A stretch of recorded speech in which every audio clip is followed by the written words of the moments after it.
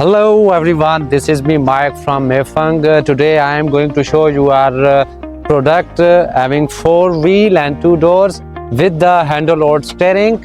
It's beautiful in shape and having capacity of 3 to 4 passengers in it.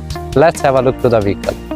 If you can see its ceiling, you will find the ceiling fan for the obvious air, and this is the fan for the air, and the other thing is ceiling light for the night, and the last not the least, it's beautiful and beneficial sunroof for the cool and fresh breeze.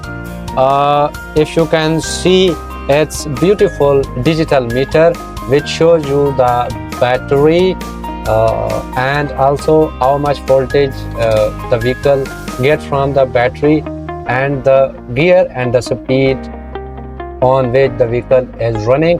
The last and the final thing of this digital meter is the reverse cam screen. It's showing you the reverse camera. Let's have a look to the camera.